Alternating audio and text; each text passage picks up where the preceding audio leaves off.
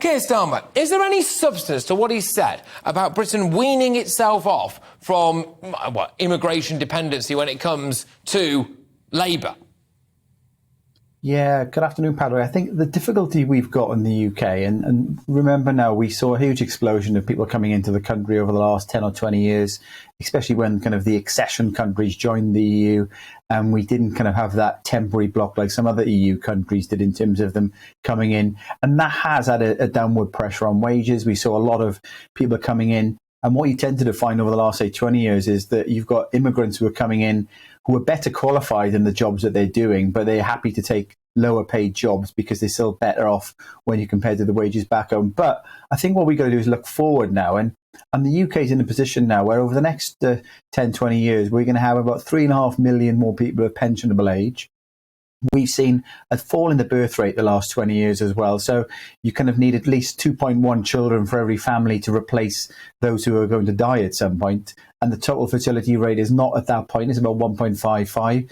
So we haven't had enough births. So we're going to hit the point, actually, Patrick, over the next 10 or 20 years that without actually immigration, we won't have enough people of working age to actually pay the taxes. Because remember, what the government doesn't do, it doesn't plan for the future. It doesn't put aside money to pay for pensions of people who are going to be in the future or plan for the NHS in the future. It's the taxpayers of today who pay the pensioners of today.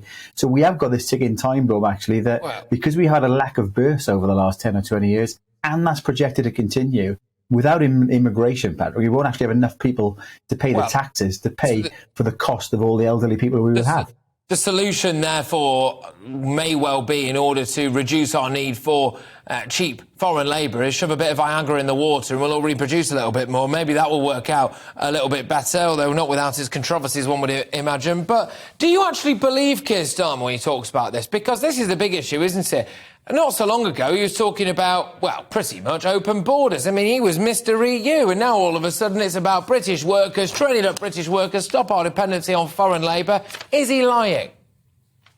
Well, it's good sound bites, isn't it? But you're talking about it. The newspapers will be talking about it. He can say, this is what my plan is if we win the next election. He's obviously trying to win back those voters who voted for Brexit, who'd say take control of our borders, people who perhaps went over to kind of Nigel Farage's Brexit party in the past, trying to bring those ones back by saying, I'm going to be tough on immigration. But remember now, David Cameron was saying exactly the same.